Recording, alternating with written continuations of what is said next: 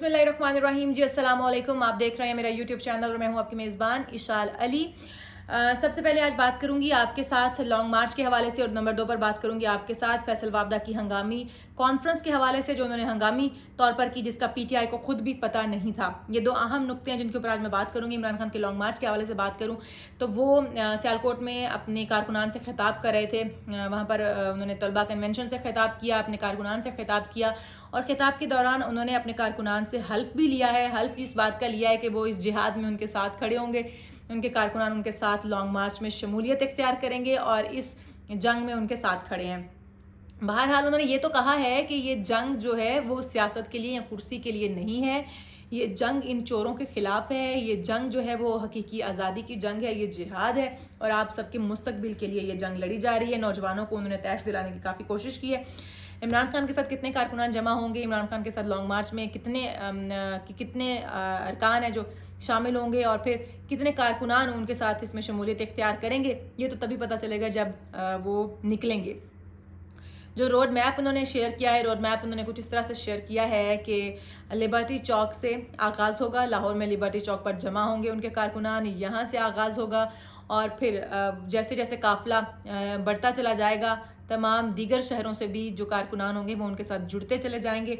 Liberty चौक से ये बरास्ता जाएगा फिरोजपुर रोड, इचरा, फिर उसके बाद आगे आ जाएगा यादगार, यादगार से निकलता हुआ ये जाएगा शादरा, मुरीद के कामों की और वहाँ से होता हुआ ये गुजरांवाला पहुँचेगा, गुजरांवाला से आगे फिर जाएगा ये सियालकोट, गुजरात शायद, फिर उसके बाद सियालकोट, सियालकोट से जहलम खारियाँ से होता हुआ ये रावलपिंडी पहुँचेगा, रावलपिंडी के बाद ये इस्लामाबाद पहुँचेगा।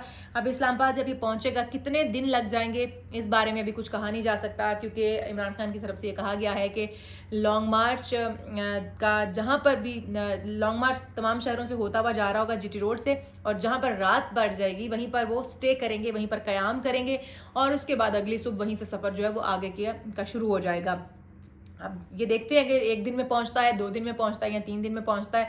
वैसे तो तकरीबन कोई 4 घंटे की ड्राइव बन जाती है जीटी रोड से, या 4-5 घंटे की ड्राइव बन जाती है इस्लामाबाद की, लेकिन क्योंकि ये लॉन्ग मार्च है और इसमें शुरका ने शिरकत करते चले जाना है, हर शहर में उन्होंने रुकना भी है, रात स्टे भी करना है, तो ये शायद 2 से 3 दिन का हो सकता है लॉन्ग मार्च।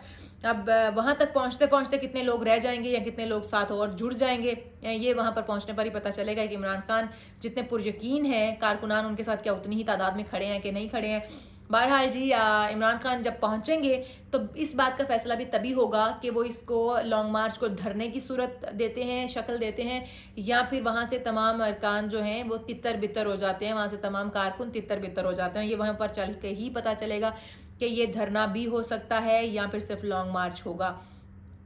अच्छा, आपको बताऊं कि ये भी कहा गया शरी मज़ारी की तरफ से, शरी रहमान की तरफ से ये कहा गया कि अगर तुम लोगों में हिम्मत है, पीपल्स पार्टी की रहनुमा शरी रहमान, उनकी तरफ से कहा गया कि अगर तुम लोगों में हिम्मत है तो आओ कराची तक लॉन्ग मार्च करो, जैसा कि पीपल्स पार्टी ने किया था कराची टू इस्लामाबाद, तो तुम लोग भी आओ इस्लामाबाद से कराची तक का लॉन्ग मार्च करो अगर तुम कर सकते हो, जो कि तुम नहीं कर पाओगे तो हमें पता है। अब जब ये दिया गया है आपको चैलेंज, तो हो सकता है खान साहब ये चैलेंज एक्सेप्ट करें और लॉन्ग मार्च जो है वो कराची से इस्लामाबाद से कराची की तरफ गामजन हो जाए, वहाँ से कराची की तरफ निकल पड़े। मुश्किल है, लेकिन इमरान खान साहब जो है वो चैलेंज लेने के बादशाह हैं, वो यू टर्न लेने के भी बादशाह हैं, तो हो सकता है कि उनका ये मार्च जो है वो सीधा कराची का रुख कर ले। ये भी तय नहीं उन्होंने किया, ना ही उन्होंने बताया कि ये धरना होगा या फिर लॉन्ग मार्च होगा। अब लॉन्ग मार्च, शॉर्ट मार्च, बड़ी टर्म्स इसके लिए यूज़ की जा रही हैं। नवाज शरीफ भी ये कहते हुए नजर आए कि इसका ये लॉन्ग मार्च नाकाम होगा, नाकामी का मुंह देखना पड़ेगा, सर्टिफाइड चोर है, झूठा है, इसने इतनी करप्शन की, ये किया वो किया। खैर, ये एक दूसरे के ऊपर इल्ज़ाम पहले भी लगाते आए और साथ ही नवाज शरीफ ने यह भी कहा कि मुझसे लिखवा के रख लो, इसका लॉन्ग मार्च नाकाम होगा, इसको नाकामी का मुंह देखना पड़ेगा। शायद हाकान अब्बासी साहब ने भी कुछ इसी तरह की गुफ्तगू की। उन्होंने कहा कि इस तरह के लॉन्ग मार्च और धरनों से हुकूमतें नहीं गिरती हैं, हुकूमतें अपने वक्त पर गिरती हैं, वक्त मुकर्रर पर ही हुकूमत गिरेगी, इलेक्शन अनाउंस होंगे, तब तक तुम एड़ी चोटी का जोर लगा लो, तुम कामयाब नहीं हो पाओगे। अब खान साहब तो बड़े पुरुम्मीद हैं कि वो इलेक्शन अनाउंस करवा कर ही रहेंगे और वो इस जिहाद में तमाम कारकुनान से हल्फ भी ले चुके हैं कि वो इसमें शिरकत करें। उसके इस सब के दौरान फैसल वाबडा उठते हैं, अचानक से वो प्रेस क्लब जाते हैं, प्रेस क्लब में वो हंगामी कॉन्फ्रेंस करते हैं। हंगामी कॉन्फ्रेंस में वो कहते क्या हैं वो थोड़ा सा सुन लें। अच्छा, इस बारे में पहले तो मैं आपको ये बताऊं कि इस हंगामी कॉन्फ्रेंस के बारे में पीटीआई जमात को पता ही नहीं है। जब आप किसी भी जमात का कोई कारकुन, कोई रहनुमा प्रेस कॉन्फ्रेंस करता है या मीडिया टॉक करता है तो उसकी जमात को लाजमी पता होता है कि वो मीडिया टॉक करने जा रहा है। पार्टी को एतमाद में लेकर ही प्रेस कॉन्फ्रेंस की जाती है या फिर पार्टी मुशावरत से की जाती है। लेकिन यहाँ पर पार्टी मुशावरत तो दूर, पार्टी को तो खबर ही नहीं हुई कि कब फैसल वाबरा नींद से जागे एकदम और जाके उन्होंने प्रेस कॉन्फ्रेंस की। अब जो उन्होंने प्रेस क्लब के अंदर प्रेस कॉन्फ्रेंस किया उसको पीटीवी पर भी नशर किया गया है। तो जो पीटीआई के अपने हलके हैं, पीटीआई के जो अपनी नुमाइंदगी है, पीटीआई के जो लोग हैं, कारकुनान हैं, रहनुमा हैं, उनकी तरफ से क्या कहा गया, उन्होंने कहा कि ये प्लांटेड है, ये सरासर हुकूमत की तरफ से करवाया गया है, हुकूमत ने प्लांट किया। अदरवाइज आप बताएं, पीटीवी पर तो हमारी जो कॉन्फ्रेंस है वो नशर ही नहीं की जाती, हमें तो चैनल्स पर कम से कम कवरेज मिलती है, तो फिर ये पीटीवी पर नशर कैसे हो गया, और वो भी फैसल वाबरा की गुफ्तगू। उसके बाद फिर राना सनाउल्लाह जो हैं वो फैसल वाबरा की बातों की तस्दीक करते हुए नजर आए चैनल पर बैठकर। उन्होंने कहा कि जी फैसल वाबरा ने जो कहा वो बिल्कुल सच कहा, हरफ हरफ सच है। तो मुझे एक बात बताएं, फैसल वाबरा, राना सनाउल्लाह सब वही हैं, फैसल वाबरा जो है वो पीटीआई के कारकुन ही हैं। फिर उसके ऊपर आप जो है वो इतनी उनकी सदाकत की गवाहियाँ दे रहे हैं, इतना उन पर आपको यकीन है। लेकिन जी इसके बाद हुआ क्या, फैसल वाबरा ने जो गुफ्तगू की वो आपके साथ शेयर करती हूँ। लेकिन पाकिस्तान तहरीक इंसाफ का इसके ऊपर रद्द-ए-अमल, रिएक्शन ये आया कि उन्होंने पार्टी रुकनियत ही मुअत्तल कर दी है फैसल वाबरा की। तो फैसल वाबरा को वैसे तो पार्टी रुकनियत से कोई फ़र्क नहीं पड़ता, क्योंकि उन्होंने कहा कि मेरे पास इतने पैसे हैं कि मैं सब कुछ ख़रीद सकता हूँ। तो ये उन्होंने नहीं बताया कि उनको ये कॉन्फ्रेंस करने के लिए कितने पैसे दिए गए, क्योंकि कोई भी बंदा अपनी पार्टी के अगेंस्ट जब बोलता है तो ये तो मानने में आ ही नहीं सकता कि रातों रात उसको होश आ गया कि मेरी पार्टी गलत थी तो उसने पार्टी बदल ली और प्रेस कॉन्फ्रेंस कर दी। अगर ऐसा होता तो बहुत सारे लोगों की आंखें खुल चुकी होती, फैसल वाबरा अकेले ही ना होते। लेकिन बहरहाल फैसल वाबरा की आंखें खुली, फैसल वाबरा ने बहुत कुछ बोला। फैसल वाबरा ने अरशद शरीफ के बारे में बात की कि अरशद शरीफ को किसने मारा, पाकिस्तान में साजिश हुई और कौन से मुहरकात इसके पीछे हैं, कौन से लोग इसके पीछे शामिल हैं। उन्होंने कहा कि मैंने अपने चेयरमैन, तहरीक इंसाफ के चेयरमैन इमरान खान को भी ये बताया था कि अरशद शरीफ को मारने के लिए साजिश हो रही है। तो अच्छा, अरशद शरीफ को मारने की साजिश के हवाले से इमरान खान खुद भी बता चुके हैं कि वो भी पहले से जानते थे कि इमरान खान जो है वो बता चुके हैं कि वो पहले से जानते थे कि अरशद शरीफ को कत्ल किया जाएगा, अरशद शरीफ को मारा जाएगा, अरशद शरीफ के पीछे कुछ लोग पड़े हुए हैं। फैसल वाबरा भी वही बात करते हुए नजर आए हमें कि अरशद शरीफ जो है वो उनके कत्ल के बारे में, उनके बारे में जो साजिश की गई वो मैंने इमरान खान से शेयर की है। इमरान खान पहले से जानते थे, मेरा चेयरमैन जानता था या मैं जानता था। फिर उन्होंने ये भी कहा कि मैं बहुत जल्द हकायक जो है वो सामने लाऊंगा, उन लोगों के नाम सामने लाऊंगा जो लोग इसके पीछे मौजूद हैं, जो लोग जो है वो इसके पीछे थे।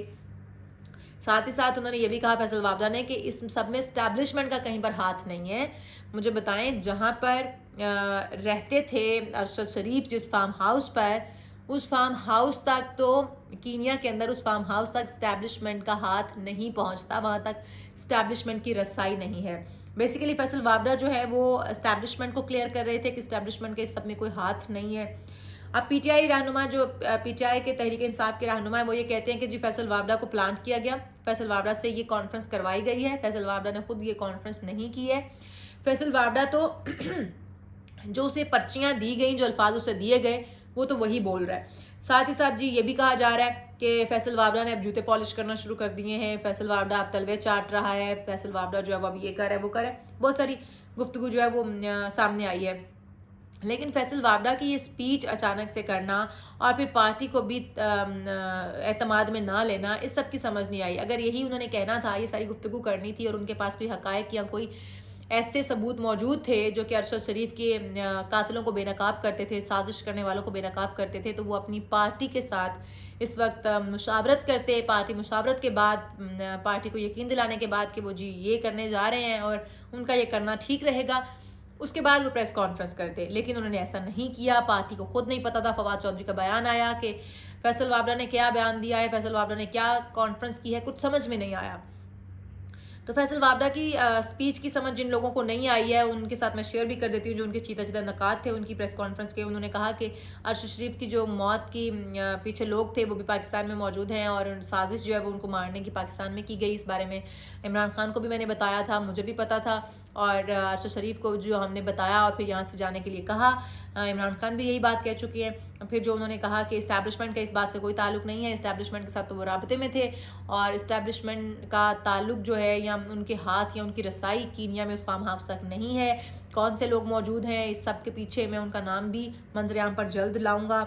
और उन्होंने कहा कि मेरे पास इतना पैसा मौजूद है कि मुझे किसी किस्म की टेंशन और डर नहीं है, मैं यहाँ से कहीं पर भी जा सकता हूँ, रह सकता हूँ और मैं इस सब के पीछे बिना भी गुजारा कर सकता हूँ। असल में तो वो ये कहना चाह रहे थे शायद कि उन्हें पार्टी रुकनीत से कोई फ़र्क नहीं पड़ता, अगर मुअत्तल भी कर दी जाए पार्टी रुकनीत तो वो तब भी रह सकते हैं। अगर पार्टी रुकनीत के बिना वो रह सकते हैं तो फिर तो मसला ही नहीं है, उनके पास तो पैसा बहुत है। अगर उन्हें पार्टी ने रुकनीत उनकी मुअत्तल भी कर दी, उन्हें शोकॉज़ नोटिस भी जारी कर दिया तो उन्हें फ़र्क ही नहीं पड़ रहा जनाब, आप उन्हें शोकॉज़ नोटिस देते रहे। लेकिन जी दूसरी तरफ ये कहा गया आज़म सवाती की तरफ से और दीगर रहनुमाओं की तरफ से जो PTI के हैं, उन्होंने कहा कि फैसल वावड़ा ने इस जलसे पर या इस लॉन्ग मार्च पर असरअंदाज होने की कोशिश की है, लॉन्ग मार्च को नाकाम करने की कोशिश की है, जो कि नाकाम रहेगी। फैसल वावड़ा को जवाब जो बड़ा करारा दिया जाएगा, ये उनकी जानिब से कहा गया। लेकिन जो सवाल तलब चीज़ है वो ये है, यही PTI के जो कारकुन हैं वो भी सामने ला रहे हैं कि फैसल वावड़ा से जो स्पीच करवाई गई, फैसल वावड़ा से जो कॉन्फ्रेंस करवाई गई, प्रेस क्लब के अंदर करवाई गई, वहाँ पर जो इनकाद होता है कॉन्फ्रेंसेस का वो हुकूमत की जानिब से होता है, क्योंकि प्रेस क्लब ज़ाहिर है हुकूमत के अंडर होगा।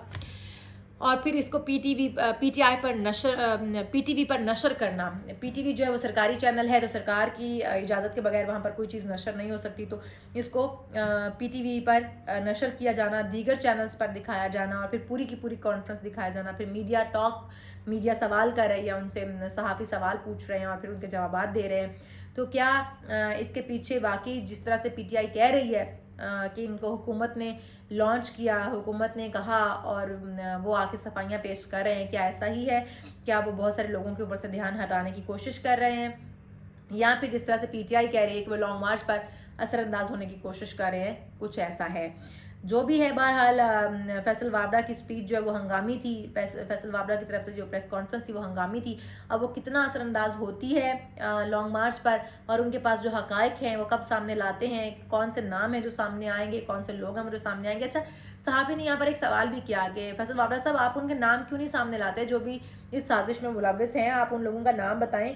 क्या आप इंतज़ार कर रहे हैं कि कोई और मरे, किसी और की मौत का इंतज़ार करें? तो उन्होंने कहा नहीं, मैं किसी को मौत से बचाने के लिए सब कर रहा हूँ, मैं किसी को मौत से बचा रहा हूँ इसलिए उसका नाम नहीं बता रहा, अगर बता दिया तो उसकी जान भी जाएगी। तो इस सब के पीछे क्या है समझ में नहीं आया। फैसल वावड़ा की वाकई जैसे फवाद चौधरी कहते हैं कि कॉन्फ्रेंस की समझ नहीं आई, तो मुझे भी फैसल वावड़ा की कॉन्फ्रेंस की उस तरह से समझ नहीं आई। अगर आप लोग को समझ आए तो आपने कमेंट सेक्शन में ज़रूर बताना है कि आपको फैसल वावड़ा के हवाले से क्या समझ आई, कॉन्फ्रेंस के पीछे कौन हो सकता है और क्या वाकई प्लांटेड थी और क्या लॉन्ग मार्च पर असरअंदाज होगी, लॉन्ग मार्च कितना कामयाब होता हुआ देख रहे हैं वो भी बताइएगा। कौन कौन PTI के साथ खड़ा है, कौन कौन इस लॉन्ग मार्च के अगेंस्ट खड़ा है, कौन कौन चाहता है कि लॉन्ग मार्च ना हो, धरना ना हो, वो लोग भी बताएं। और कौन से लोग ऐसे चाहते हैं कि इलेक्शन जल्द से जल्द हो, वो लोग भी अपना कमेंट करके ज़रूर बताएं।